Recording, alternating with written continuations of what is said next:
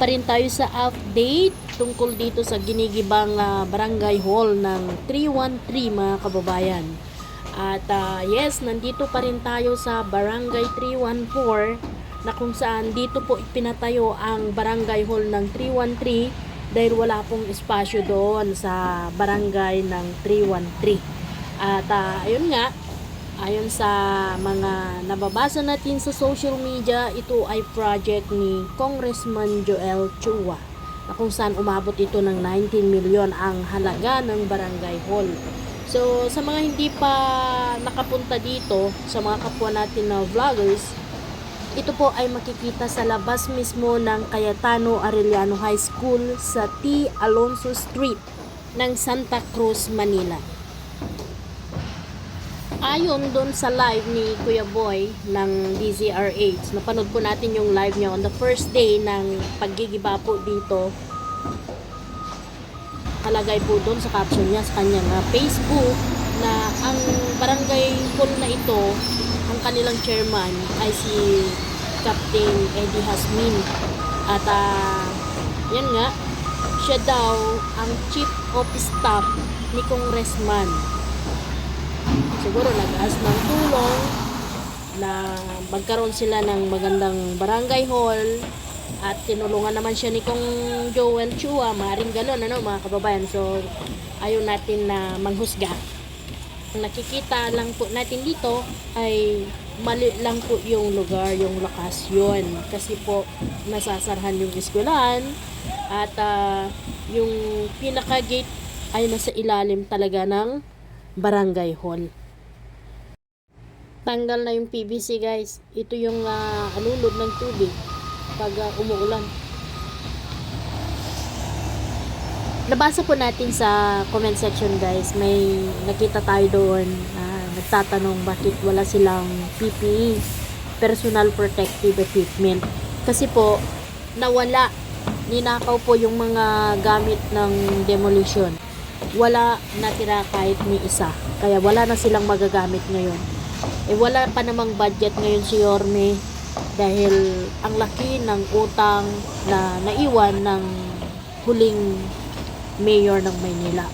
So hindi sila makabili anyhow ng basta-basta. Syempre si Yorme, uunahin niya kung ano yung mga mahalagang pagtuunan ng financial assistance.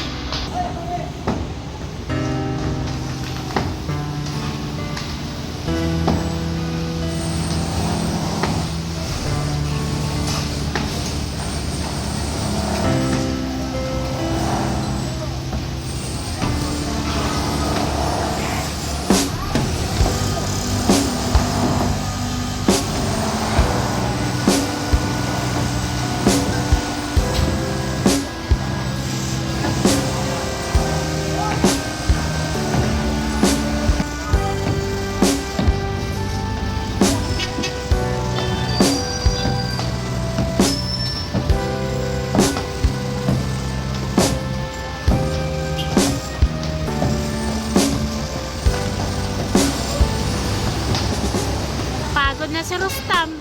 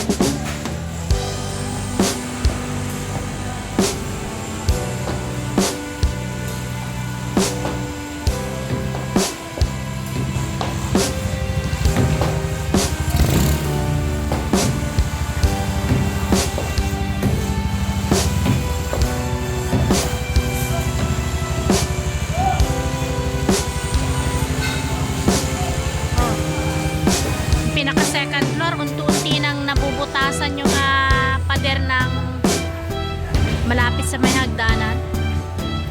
Pero, may nakikita na tayong liwanag doon.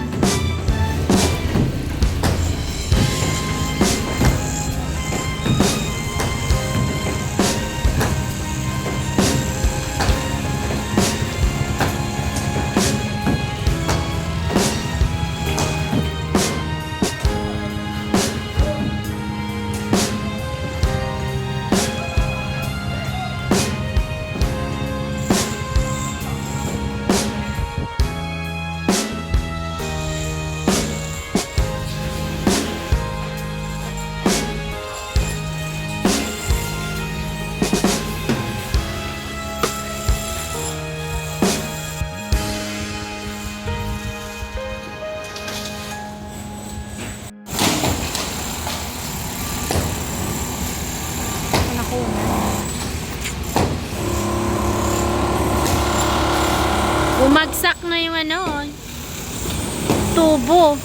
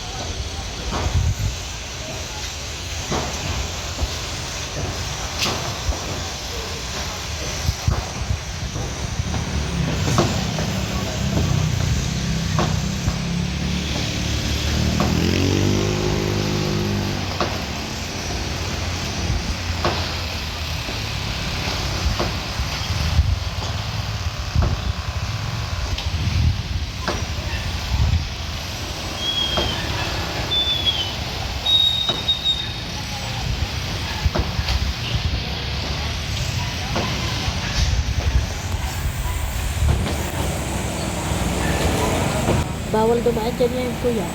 Take your zone.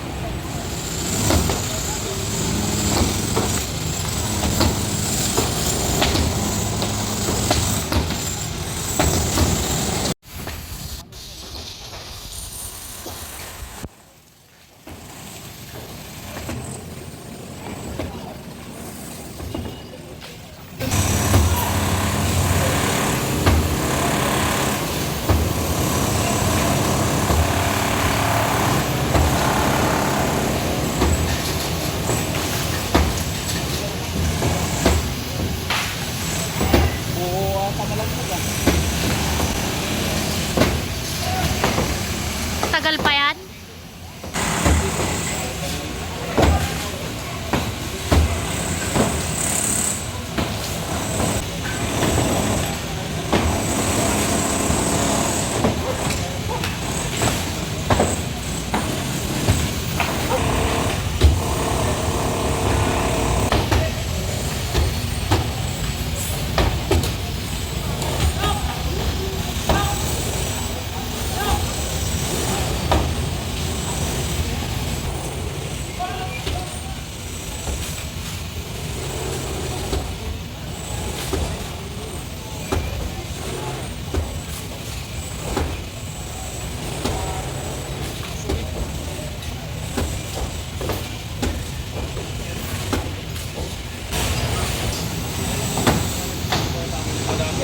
clearing, wala yung clearing.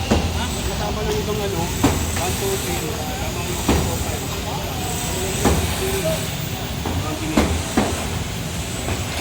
5. After ng flag racing sa City Hall kanina guys, iniimbitahan nila tayo na mag-hearing sa Onyx.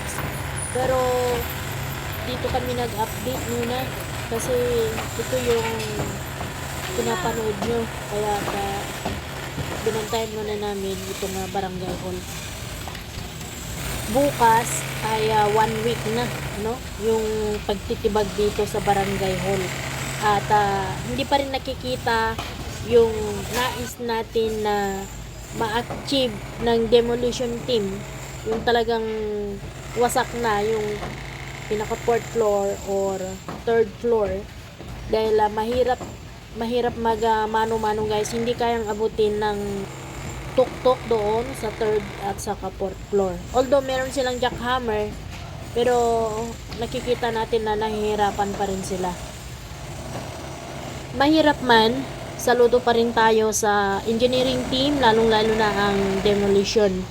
Dahil hindi po biro ang magmano-mano guys. Sa araw-araw, Monday to Saturday, na ganito ang gagawin mong trabaho ay talagang manghihina.